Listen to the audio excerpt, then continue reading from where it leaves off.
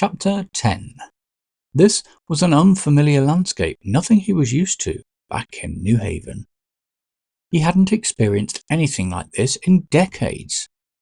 There were no tall towers, no cameras, no bustling crowds, no warm electric smells, no humming of motors, just quiet and nothingness. First thing he noticed was the cool breeze of the outside air brushing against his face, and it was a welcome relief from the stuffiness and dampness of the cave. As he ventured out, he buttoned up his jacket to keep out the cold and pulled the balaclava beanie over his ears. The wet road in front of him reflected the light of the moon. There were silhouettes of trees to his left and mountains on the right, disappearing into the distance. Although his skin was cold, the luminettes had enough power to give him the enhanced night vision he had become accustomed to. Looking at the journal, he regarded the hand-drawn map and smiled at how accurate it had been so far. As he scanned the drawing, he compared it to the landscape in front of him. Behind him was the letter H and the cave. In front of him were rocks as far as the eye could see, a winding road, a cross, and further on was a big letter K with an arrow and the number 39 next to it. Zack flicked to page 39 and confirmed that this was the page number for the next map. In front of him was a road that turned the corner, carving a track through the hills towards the horizon. To the right of him, the other end of the road disappeared into the darkness. In the distance, there was the sound of running water, and Zack assumed this was the river he could see on the map. Beside him, there was a loud clunk, and he turned around to find the door was closed. He tried opening it, but it was no good. It simply wouldn't budge. Something caught his eye, and he noticed an insect scuttling up the side of the door. Zack looked up and saw the top of the cave and the rocks above it jutting into the sky. 1 minute he was in New Haven, the next he was in a cave, and now he was in a foreign land with an empty road. What the heck was going on? He couldn't go back to the cave. The urge to go forward was too great. What was there? What did the professor want him to see? He walked down the road and glanced at the map to check where he was. The quiet night was only interrupted by the sound of the water, which got louder as he walked closer to the big K on the map. Arriving at the highest point of the bridge, Zack leant against the cobbled wall and looked down into the water of the River Glen, watching it flow and swirl for a few minutes. The wind started to blow harder against his face. Further down the road, he walked past a very run-down-looking hospital. This must be what the cross meant on the map, Zack thought to himself. The sign said Kisterwich General Hospital. It looked derelict. The main doors were hanging open and windows were smashed.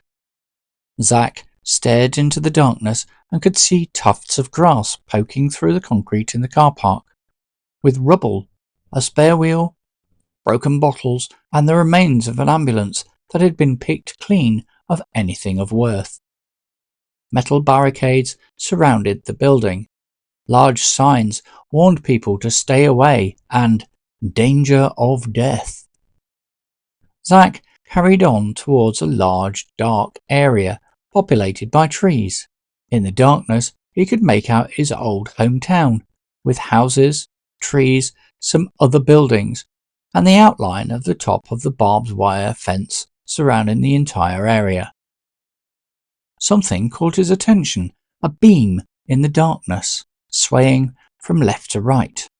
A searchlight coming from the compound. He remembered what the book had said. Continue on the route that is right, keep down low, and stay in the night. He peered carefully into the darkness and could make out the large abbey where his mother and father used to take him for Sunday Mass. The road led to a large, solid barrier, and Zach's luminets picked up the distinctive yellow and black painted diagonal stripes on it, blocking the road. As he ventured closer, he noticed a security hut next to the barrier. There was no guard inside it, and Zach wondered if he was the guy on the roof operating the searchlight. But what was he looking for? There was no one else here. Zach waited next to a tree camouflaged by the darkness. On page 39, the map showed some photos stuck to the page and a crudely drawn layout of the town.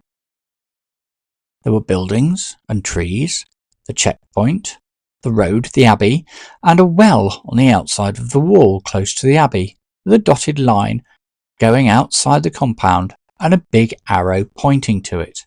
The searchlight flashed around again, and he instinctively ducked down. Although he was nowhere near, he didn't want to risk being caught. Following the dotted line on the map, Zach eventually reached the fence, keeping out of the wake of the beam. Attached to the fence, there were large signs warning people to stay out, and 10,000 volts, danger of death, keep out. He squatted next to the well, took off his backpack and flipped to the next page of the journal. It talked about a secret passage in the well and advised him to wear goggles. So he grabbed them from the side pocket in his backpack. Zach took off the balaclava and stuffed it inside his bag, then stretched the elastic of the goggles and placed them over his head so that they dangled around his neck. The first detail he noticed about the well was the large cobblestones on the outside. On top was a wooden lid that looked like a wagon wheel, which Zach had seen in old Western movies when he was a child. Inserting his fingers into the grab holes, he slowly eased up the lid and slid it across the opening to the well. It landed on its side with a thump on the grass, and he peered into the black abyss. At approximately 10 feet wide, the inside of the well had brick walls that Zach estimated were at least 2 feet thick, with a 6-foot wide hole leading down into the black. Pulling out the glow stick from his backpack, he snapped it, shook it, and the glow shone up the surrounding area. Scared that he had given himself away, he dropped it down the well, and after a second or two, there was a quiet splash as it hit the bottom, lighting up the water and the inside of the well with a green glow. The searchlight switched off, and Zach thought he heard the voices of 2 men talking, but couldn't make out what they were saying. With his eyes getting accustomed to the dark again, Zach looked down into the hole. It looked at least 100 feet deep. The luminets could make out some gaps in the brickwork at equal spacings from the top of the well downward towards the bottom. Each gap was the right size for hands and feet. He tidied everything into the backpack, packed it into the bioplastic bag to waterproof it, and tied the whole thing to the end of the rope. So far, so good, he thought. Grabbing hold of the pack and the rope, Zach slowly lowered it into the well until it was just above the water.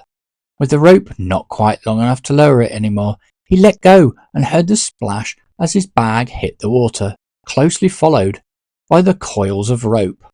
How could I forget to tie this end? He thought to himself. Easing his body over the side of the well, he lowered himself, feet first, into the hole and stepped into the first foothold. Putting his right foot into the next hole further down, he descended into the well. Stepping into each foothold, he went deeper and deeper, the leather gloves protecting his hands against the rough brick footholes as he disappeared into the dark. Each footstep echoed in the darkness, and as he took each hand and foot out, some debris would fall out of the footholes and drop into the water below, echoing as it hit the water's surface. Getting closer to the bottom, he noticed the ripples of the water glowing green and the smell of dampness around him getting stronger. With less than 10 feet to go, as he moved his left hand downwards, he slipped on a moss-covered brick, lost his grip, and fell into the water beneath him. Water enveloped him. and as he went under, he panicked as the pressure against his chest knocked the air out of his lungs. Instinct drew him upwards, towards the floating stick of glowing green. His arms flailed and his legs kicking frantically. As his face broke through the surface of the water, Zack opened his lungs to breathe in the air. Treading water in the glow-stick light, he quickly became comfortable with his new surroundings. Zack remembered that the professor's book mentioned an entrance somewhere here. But where was it? He swam around in a circle, trying to push the old bricks to reveal a secret door or wall, but nothing happened. Then he had a spark of an idea. Stretching the elastic from around his neck, he placed the goggles over his eyes, took a breath, and braced himself. Grabbing the end of the rope, Zack tied it around his waist. With a glow stick in one hand, he breathed in slowly, filling both lungs with air, then swam downwards. The glow stick lit up the floor underneath the water, and it wasn't long before Zack spotted an arch-shaped entrance. He let out all the air in his lungs in excitement and swam upwards to the well opening to grab some more air. After filling his lungs with more oxygen, he dived again. Through his goggles, he spotted the archway in the wall, beneath the water, and headed towards it. The underwater tunnel led upwards at an angle, away from the main well, and towards some steps. Emerging from the water, climbing the stairs, and out of the pool, Zack breathed in the air once again, and rested for a moment to take another breath to regain his energy. Next, he pulled on the rope attached to his backpack, dragging it along the same route, through the passage, and out of the water, and placed it next to himself on the floor. Dripping wet and feeling quite cold by now, he opened the bioplastic bag and looked through the backpack, hoping to find something to dry himself with. Opening the professor's journal, Zack cracked another glow stick, hanging it around his neck, and read using the black light torch. Stuck to the page of the journal was a blueprint of the Abbey. On top of the blueprints was some tracing paper, with a crudely drawn diagram of the route, which ended with an X. On the next page, the professor had written some history of the Abbey. The place you are entering was once a secret tunnel to help people escape from the Nazis during World War II. Refugees would come into the Abbey, down the stairs into the crypt, towards the hidden exits, behind the wine shelves, and on through the tunnels. They would sit in the waiting area until dark before escaping through the well and away from the Germans. You will find some clothes, get changed, and then proceed along the tunnel. Zack saw a long corridor in front of him, and the professor's writings reminded him of a faint memory or two of that history lesson at school that he should have paid more attention to instead of staring out of the window, looking at the cloud shapes as they floated through the sky. As he walked down the long corridor, the glow of the light defined every brick in the tunnel, and each brick had characteristics and shapes. The small square room at the end of the tunnel was bare, except for stone benches on either side, a walkway through the middle, and a large fan at the end of the room, with blades that reached from floor to ceiling. On the wall next to him, Zack found some clothes hung up, and then got changed into them. Looking around the benches, he spotted several names gouged into the walls. Names and sentiments encouraging others they were going to be free soon. A sort of I was here memorial for all the people who had escaped during the war.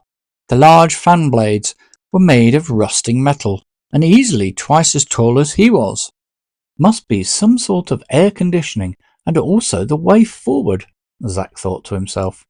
Remembering the newspaper clipping, he opened the professor's journal and read about how the military had moved into Kisterwich after the collapse of the Hayworth Dam. Next to the clipping, there was a quickly jotted sketch of the route to the X. It showed some sort of ventilation system. In the notes underneath the article, there was a note scribbled in the professor's handwriting. I have disabled the ventilation fan. You need to go through the gaps between the blades until you reach the ducts. Then Crawl along the ducts and down into the room where your journey ends. This was it. He was almost at the X, whatever X was. Zack waved the glow stick from left to right slowly, examining the way forwards, and walked through the gap between the blades. In front of him was a metal gate, firmly locked into place, with a small sign above it that read Catacombs 1205 AD to 1534 AD, and to his right a slatted grille for the air ducting. According to the journal, the gate was what the refugees used to escape from the Germans during the war. Zack quickly got to work with his screwdriver on his multifunction pocket knife, unscrewing the grille. He carefully placed the panel on the floor and leaned it against the wall. The place was eerily quiet, and each turn of the knife echoed down the ducting with a metallic shaft as it screeched metal against metal. He pulled himself into the duct, then got onto all fours, crawling forward, using his elbows and knees, inch by inch. The duct walls shone green all around him as the metal panels reflected the light from the stick hanging from his neck. As he made his way forward, the metal panels buckled slightly under his weight and made a sound of bowing and creaking. Ahead of him, the ducting carried on, and on his right, he saw a slatted grille. As he reached it, the glow stick revealed a hinge. Carefully, he nudged himself towards the grille to stay quiet and undetected. Zack peered through the slits of the grille. The room was in complete darkness. With a triple flick of his eyelids, the luminette activated the advanced night vision, and this time he could see a room decked out with computers and other technical equipment, with a large window along one wall. Convinced that he was in the right place, according to the map, he inspected the grille. Apart from the hinge, there was also the bare metal of a screw holding it in place. He sat up, with his back against the ducting wall and feet on the grille. The top of the ducting wasn't quite high enough for him to sit comfortably. Carefully, and with deliberate movements, he pushed against the grille with his feet, and after a few moments and some slight creaking, the top corner gave way. He put more pressure on the bottom left corner of the grille with his feet, and it popped open. He moved into a different position, peeked out of the duct hole, and saw that he was directly above the main computer desk, which was only a few feet down. Turning over onto his stomach, Zack grabbed both sides of the opening with each hand and stuck his feet out of the ducting. Holding onto the sides, carefully lowered himself onto the computer desk.